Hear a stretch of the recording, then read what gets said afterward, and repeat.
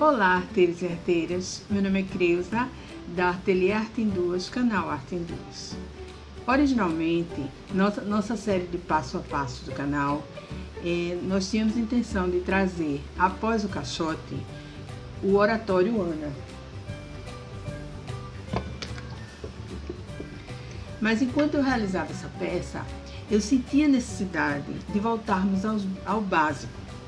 Então, eu sei que existem muitos vídeos no YouTube para a caixa livro ou caixa francesa, mas sentimos a necessidade de fazer um vídeo nosso, onde poderíamos mostrar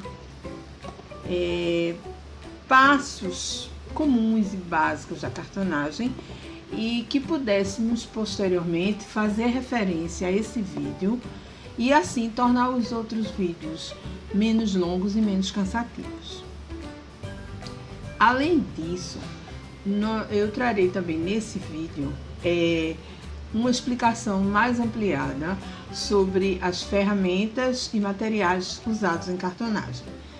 Eu coloquei tudo que eu me lembrei, mas se por acaso eu esqueci de alguma coisa e precisar usar em outros vídeos, eu vou fazer uma explicação sobre essas peças detalhadas.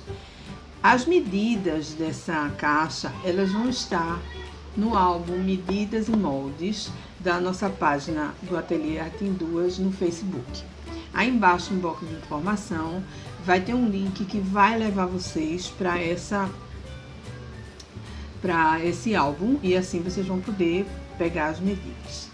Mas usando o mesmo processo e também uma fórmula que eu vou ensinar no vídeo, vocês vão poder fazer qualquer tipo de caixa livro, tipo para uma porta-joia ou para cápsula de café, quer dizer, as possibilidades são infinitas, certo? Caso vocês tenham interesse, eu queria que você fizesse um vídeo sobre cápsula de café e porta-joia, deixa aí nos comentários e a gente pode ver, porque a gente faz, certo? Porque eu decidi fazer essa questão dos materiais e o passo a passo da caixa livro, esse vídeo ficou muito extenso. Então a gente vai dividir em duas partes, tá certo? E nós agora vamos para a primeira. Vamos lá? Eu vou dar uma apresentação rápida dos materiais usados. Eu já fiz isso no vídeo do caixote, mas eu acho interessante a gente fazer aqui também, porque assim eu posso fazer referência a essa nos próximos vídeos. Bom, o principal do nosso trabalho, a base de tudo, é o papelão cinza, que tem o nome roller como marca, aí muitas vezes fica associado, mas é papelão cinza. Ele é um papelão cheio de camadas, certo? E ele tem as dimensões várias, assim, de 1 milímetro, que geralmente é bem fininho, é bom para cortar apliques, porque fica mais fácil cortar até com tesoura. 1,5, 1,8 que é esse, 1,9, 2,2, 2,4, 2,5. Aqui em Recife a gente só acha até 2,5, mas para lá tem 2,9, 3 em diante, certo? Se a gente aqui quiser fazer uma coisa assim um pouco mais estruturada, o ideal é fazer duas de 2,5, certo? Esse papel, ele tem fibra. Eu vou mostrar assim. Pronto. Vamos fazer de conta. Vamos fazer de conta que esse é um papel do jeito que ele vem, né? Ele vem, é porque eu não me recordo exatamente se é A1 ou A0. Parece, se eu não me engano, é 1 por 80 que vende na loja. Então, você quer descobrir a fibra, porque tudo deve ser levado em conta a fibra no corte. Mas tem peças que é essencial. Peças que precisa fazer uma curva, feito umas maletas curvadas, alguma coisa assim. caixa coração, caixa circular. Essa eu vou precisar curvar o papelão e ele não pode partir. Então, isso eu vou verificar seguindo a fibra do papelão. Então, o ideal é assim, você vai pegar o papelão sem fazer força e fazer isso assim.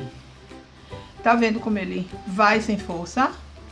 Agora, se eu fizer assim, talvez por ser pequeno, você pensa, não, mas é pequeno.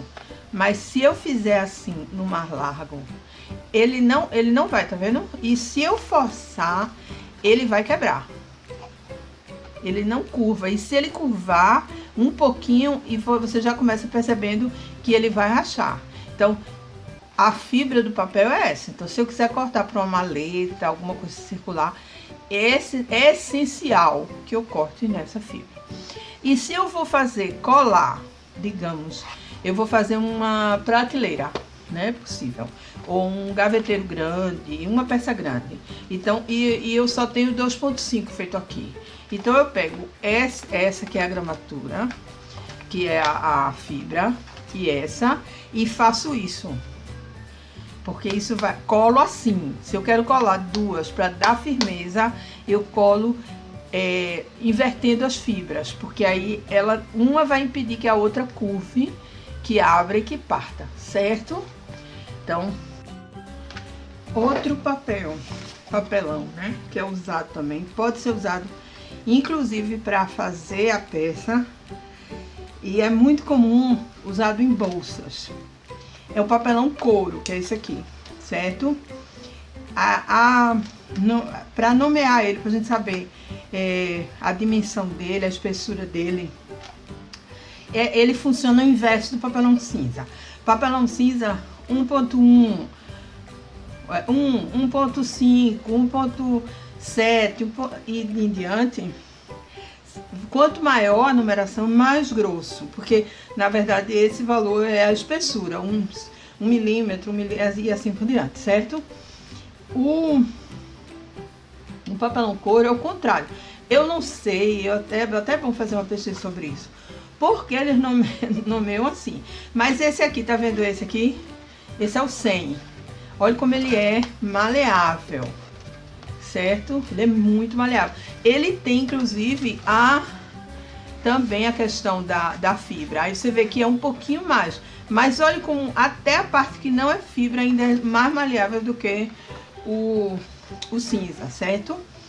Aí o número menor torna maior. Por exemplo, o 80 é mais grosso que esse, o 50, o 60 é bem grosso.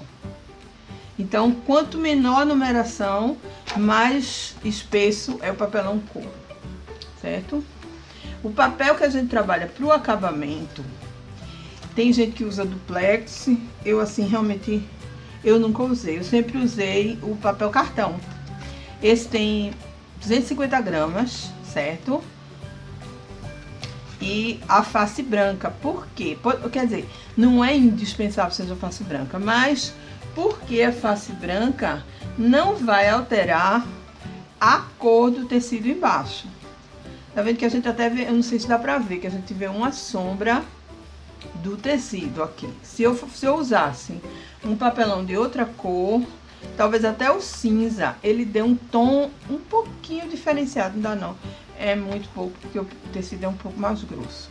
Mas assim, tem certos tecidos que ele vai realmente mudar a tonalidade se eu usar de outra cor. Então, o ideal é usar o branco, certo? Papel cartão. Cola PVA extra para artesanato, certo? Tem que ser assim, ela é espessa, ela não pode ser diluída em hipótese alguma, certo? Quando ela seca, ela é branca, mas quando ela seca, ela fica transparente. Eu gosto muito da Tech Bond e é a que eu uso, certo? Só que eu, assim, por uma questão de praticidade, eu coloco num recipiente, assim, desses de ketchup ou qualquer outro tipo de produto de cabelo, de aplicar tinta de cabelo, não importa. Como se chama? Eu uso pra facilitar, porque aí coloca, tem um biquinho, fica mais fácil, certo? Pincel, eu trabalho mais entre o 16 e o 18, ou entre o 14 e o 18, mais com 14 e 16, só por causa do tamanho, certo? Esse de amarelo, as cerdas são grossas, durinhas. Rolinho de espuma é muito bom, ele espalha, certo? Quando o rolinho é desse tamanho, geralmente eu espalho com o pincel e tiro o excesso com o rolinho. Mas o rolinho serve muitas vezes quando a superfície é muito grande, porque ela cobre toda a superfície. Quando você trabalha com o rolinho pigmeu, desculpa aí o estado do rolinho, com o rolinho pigmeu, eu às vezes nem chego a usar o pincel, porque ele é pequeno e ele vai em todas as áreas, certo?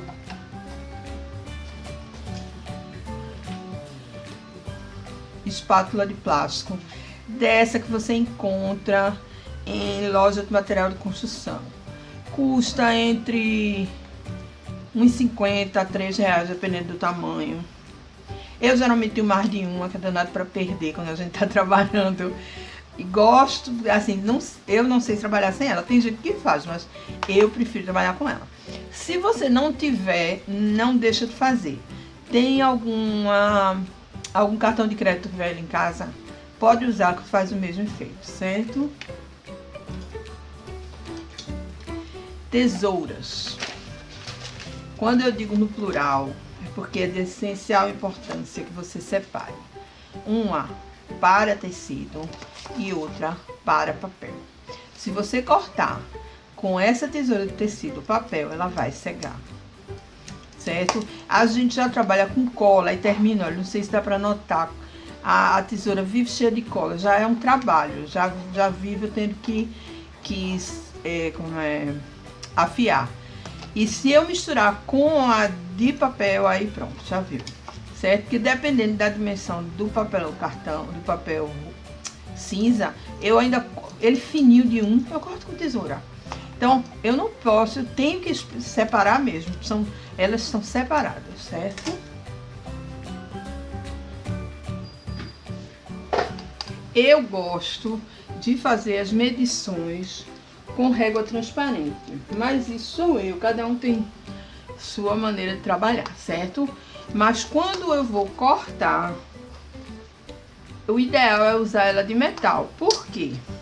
Se eu pego um estilete e fico usando na minha de acrílico, eu vou terminar com certeza tirando lascas. Então a gente trabalha com régua de metal na hora de usar para cortar. E por uma questão de segurança, eu adoro essas réguas de barra, porque eu coloco aqui meu dedo e passo. Não importa quanto, se você olhar como ela já foi ferida, porque às vezes escapa. Se eu não tivesse essa barra, poderia ter cortado meu dedo. Então, como meu dedo vale muito mais do que o preço de uma régua dessa, eu compro. Eu sou apaixonada por ela. Eu tenho ela há muito tempo. Tanto que eu tenho ela de 30. Porque eu não gosto de cortar de 60 de uma vez. Eu não sei, eu não tenho muita coordenação para cortar de 60 de uma vez. E como ela é exclusivamente para cortar, eu trabalho com ela com de 60. De 30 para mim tá ótimo, certo? Estilete largo, viu, minha gente? Não é estilete daquele fininho, não, porque é para cortar realmente. Esse estilete tem uma peça aqui que quebra, mas eu não gosto de usar. Tá vendo? O estilete tem listas, são os níveis que você vai quebrando. Então, o ideal é ter também, para quem tá começando, um alicatezinho. Aí você vai, desse de bijuteria, certo? Você vai segurar aqui e fazer isso.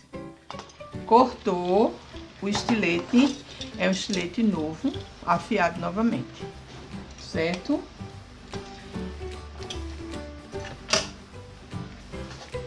Fita crepe.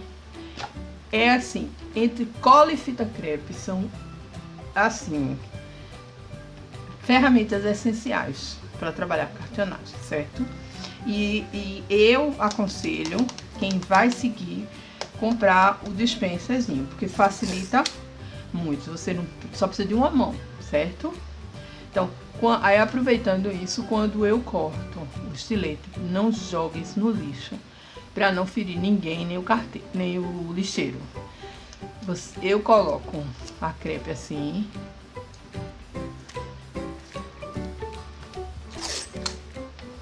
Envolvo mais de uma vez, deixo ela totalmente sem perigo de cortar ninguém antes de jogar no lixo, certo? Para evitar acidentes. Aqui não corta ninguém.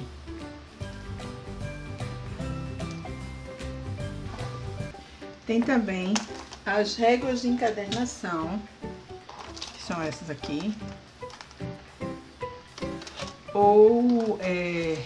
E o fio de cabelo, certo? Nessa peça que eu vou fazer agora, a gente vai ver todos os dois. Eu vou explicar os usos, certo? Ele vem em vários materiais. Tem em MDF, acrílico e alumínio, se eu não me engano. Esse eu não tenho, deve ser ótimo. Eles vêm geralmente 15 milímetros ou 1,5 cm, se eu não me engano 1 centímetro, né, 10 milímetros, 8 milímetros, 6 e 4. E ele na lateral, ele tem 3 milímetros, certo? Cantoneira fio de cabelo, certo? Ela é usada para fazer o canto perfeito, também vou mostrar nessa peça. Todos eles não são essenciais para começar, mas com o tempo eles são bons de ter, certo? Lápis e borracha para fazer as medições.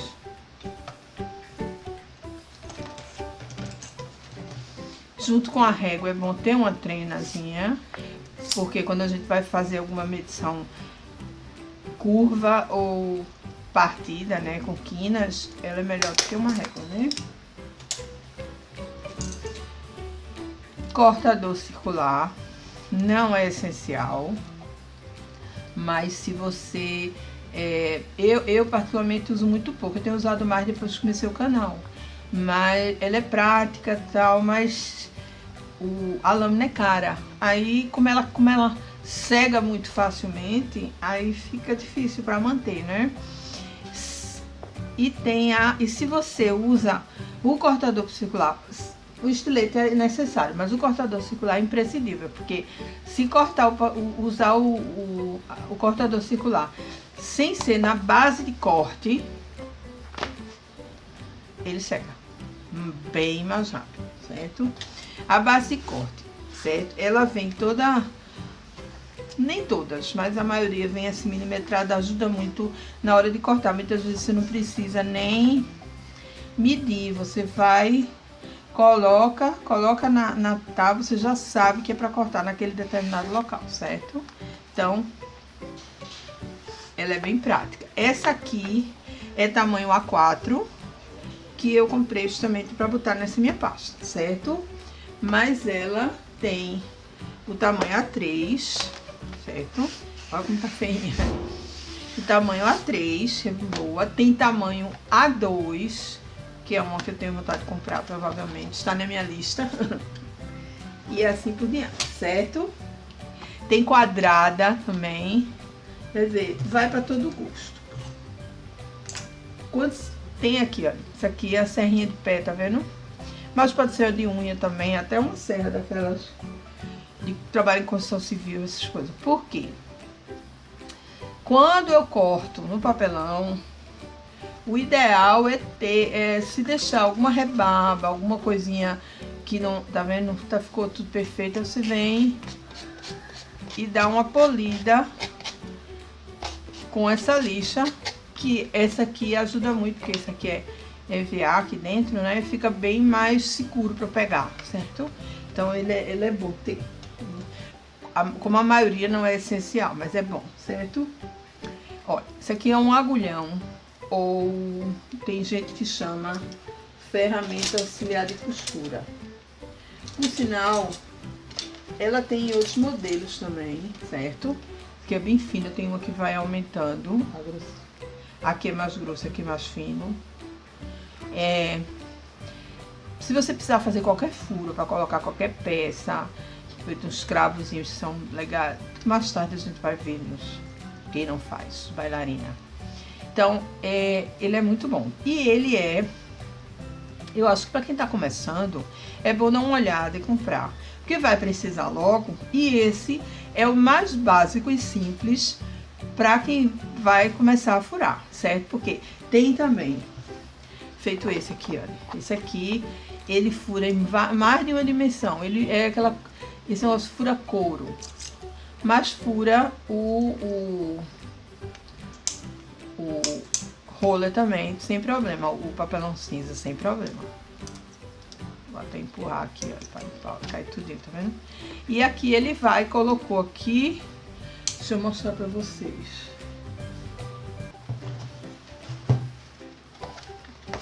Com esse aqui, eu furo assim. Só é tomar cuidado pra não deixar o dedo entrar, viu? Olha, ele fura tranquilamente, certo? Esse aqui...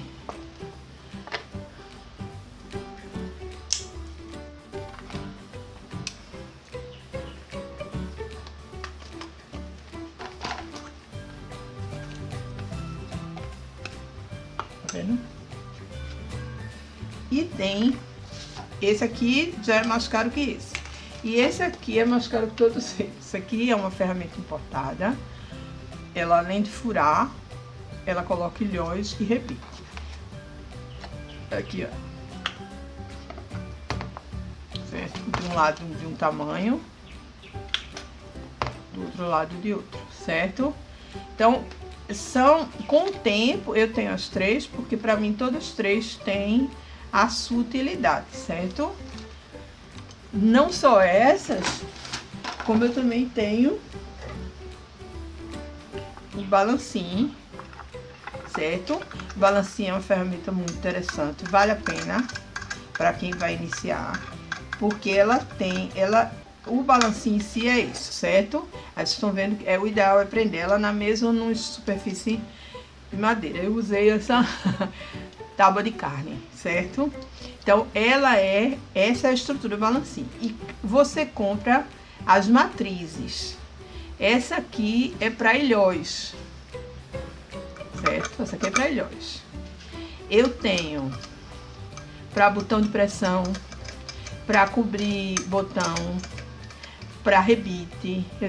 Ela é interessante porque você compra a base dela e aos poucos você vai comprando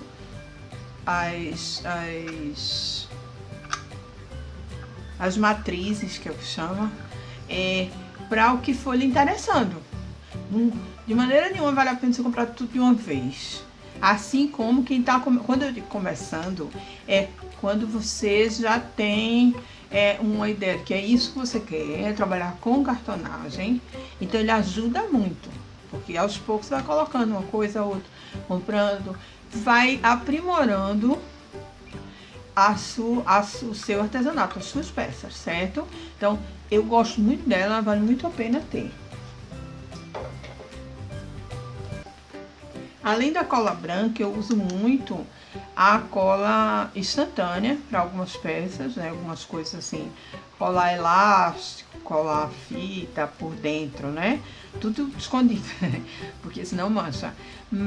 E eu gosto da viscosidade 2, porque a 1 eu gosto muito, ela é bem gelatinosa, mas eu acho a 2, eu gosto muito da 3, mas a 2 pra mim ela é o ideal, porque serve para qualquer situação. A 1 é que eu acho ela muito líquida para trabalhar com artesanato, mas isso é uma opinião pessoal, eu gosto de todas elas. Para unir uma peça a outra, quando tem mobilidade, eu vou mostrar nessa peça de hoje uma situação assim, certo? A gente pode usar papel sulfite, feito papel, esse papel normal. Só que eu aconselho, quando for fazer isso, não usar aquele básico que é 75, aquele que vem em resma, normal. De 90 em diante, porque ele é um pouquinho mais grosso, aí fica melhor que não rasga tão fácil. Esse papel aqui, que é o papel craft, que nesse caso eu também uso ele bastante para passar cola em cima, porque ele quando seca ele absorve, fica durinho, aí dá para trabalhar sem mostrar. Vou mostrar a vocês um, olha, todo duro, olha, como ele fica, olha. Fica duro e não fica. E aqui você pode passar a cola e trabalhar, certo? Nesse aqui tava novinho. Mas também pode ser usado para fazer a união entre as peças. Tem também a fita gomada. Eu não sei se dá pra ver o brilhinho dela. Essa aqui, se você passar água aqui, você vai ativar a cola. Eu, como não gosto de trabalhar com água, onde estou trabalhando com papelão, então eu prefiro passar cola. Eu acho ela prática porque ela já vem cortadinha, só é a gente partir do tamanho que a gente quer. E fica muito mais fácil de armazenar. Você veja, imagina quantos papéis desse, quanto espaço desse papel ocuparia para ter essa quantidade de papel, certo? Então, por isso eu prefiro essa. Em peças pequenas, assim, na maioria das vezes, eu uso essa aqui, mais ainda do que a fita gomada, que eu gosto muito. Essa é a fita craft. Esse é o papel craft, essa é a fita craft. Ela é como a crepe, tá vendo? Ela tem cola, certo? E é muito prática, né? Muito prática mesmo. Só que ela não é tão barata. Se a crepe já não é barata, assim, não é barata quando eu falo em termos de fazer cartonagem, né? Porque a quantidade que a gente usa é muito grande, aí termina o preço dela ficando um pouquinho pesado. Mas ela é essencial. Essa aqui é mais ainda, certo? Só que é muito... eu gosto muito de trabalhar com ela. Então, eu fico revezando sempre para ter um pouco de cada, certo? E a bandeja, que eu esqueci de falar, importante. Você pode usar, tá vendo aqui onde eu boto, botar a cola e passar o rolinho ou o pincel. Você pode usar aquelas bandejas de isopor, pode usar uns pratinhos feito esse, pode usar um prato que você tem em casa, queira separar para isso. Eu gostei muito de comprar essa aqui, olha. Eu comprei essa bandejinha aqui por R$3 e pouco. E ela, eu acho que ela é ideal. Mas é minha opinião, cada pessoa tem a maneira de trabalhar como quiser, né? E tudo isso é a maneira de cada um fazer.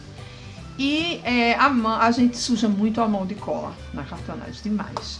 E a gente pega na cola, pega no tecido. E aí tem a possibilidade muito grande de você manchar o tecido, sujar uma peça pronta. Então, o ideal é ter uma toalhinha, alguma coisa. Eu gosto muito desse lencinho umedecido. Compra assim, da marca assim, mais safadinha que você puder encontrar. Esse aqui eu tô até sem marca, porque tava meio feio. Eu tirei e vou colocar alguma outra coisa aqui. Mas esse aqui custou R$2,50, minha gente. E tem uma quantidade bem grande. Quer dizer, você pode manter sempre um papelzinho assim em casa. E aí você vai ter sempre a mão limpa para trabalhar sem manchar as coisas. Pronto, eu acho que é tudo. Se faltou alguma coisa no decorrer do papo, a gente vai ver, tá certo? A peça mais assim básica da cartonagem, quando eu dou aula de cartonagem, a pessoa diz, eu quero aprender. Aí eu digo, então a gente vai começar pela caixa livre. Porque ela, assim, tem vários aspectos da cartonagem que ela vai ver. E depois que você aprende, você consegue reproduzir na grande maioria das peças, certo?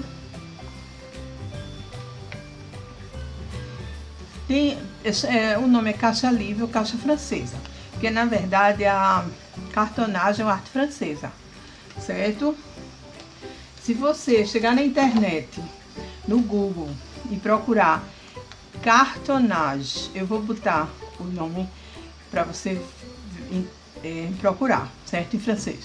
Você vai ver assim peças incríveis. Eles trabalham de uma maneira diferente da nossa, mas fazem peças belíssimas. E eles trabalham muito com formas curvas, muito mais do que a gente. Para mim mesmo é um pouco difícil as formas curvas, porque a grande maioria das vezes eu corto na mão.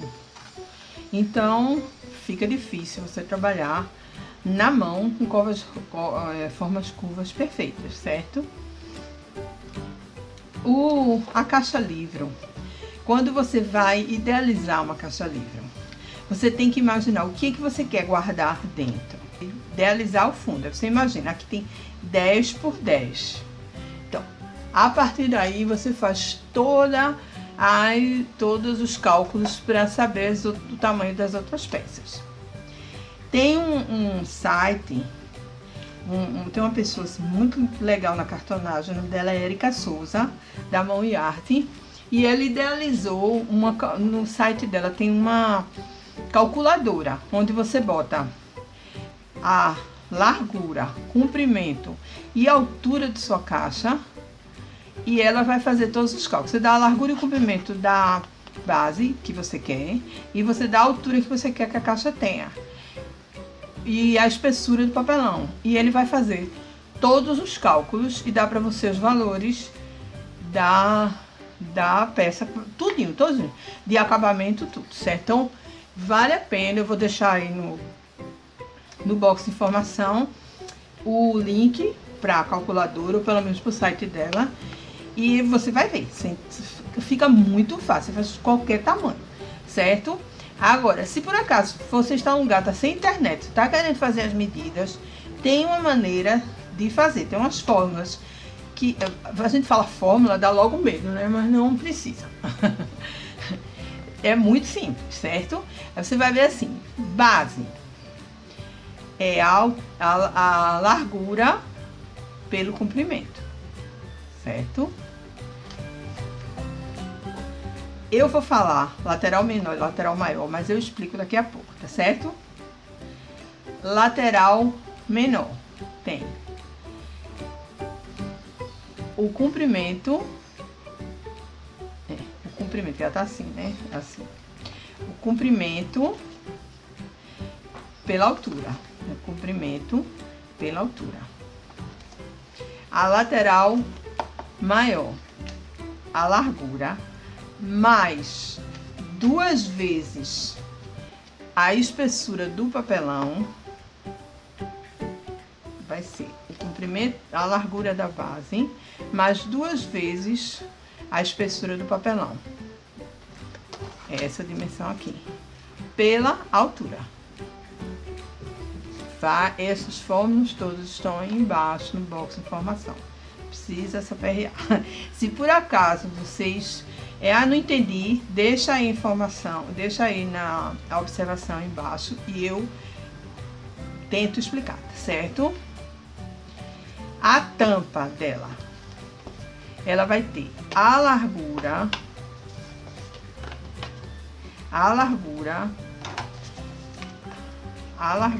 da base mais 1,5, certo? Pelo comprimento da base mais 1, que eu vou também explicar, certo? Direitinho. Tanto a tampa como a base da tampa. A lombada vai ter a largura da base mais 1,5 pela altura da caixa, certo? Os acabamentos da tampa ficam largura por comprimento, exatamente como a base da caixa, certo? Só uma. Largura por comprimento, só uma largura. E essas são a lateral da frente, o acabamento da frente, essa parte do apartamento da frente, vai ter a largura mais 2 vezes a espessura do papelão, a largura da base mais 2 vezes a espessura do papelão,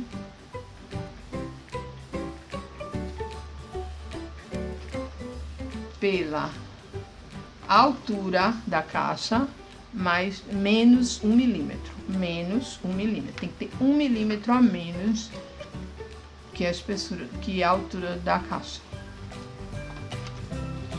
As duas acabamentos das laterais, o comprimento da base da caixa mais 2 vezes a espessura do papelão pela altura menos 1 milímetro. As fórmulas são essa. Você talvez nunca precise usar, se você usar a calculadora da Mão e Arte, mas é sempre bom você saber como funciona, certo? É bom, se tiver alguma dúvida, se vocês acharem que em outro vídeo para eu explicar, ou assiste novamente, ou pede para eu explicar alguma coisa, porque isso é muito bom você entender. Você entendendo o processo de como formar, como ela se desenvolve, como se desenha, fica muito mais fácil. Às vezes você vê um projeto bem grande, meu Deus, como é que eu vou fazer isso? Eu sempre digo assim, parta ele todinho na sua cabeça. Eu vejo uma coisa bem cheia de caixa, bem cheia de coisas para botar lápis, botar caneta, Na verdade, cada coisinha daquela é uma caixa. Então, pense em cada caixa separadamente. E aí, depois, você monta e forma qualquer peça. Mas, para fazer isso, eu preciso entender o processo de porquê, de como desenhar. É como eu digo, tem o artifício da Mão e Arte. Mas é bom você entender. Porque fica mais fácil lá, mas é bom saber como faz. Qualquer dúvida já sabe.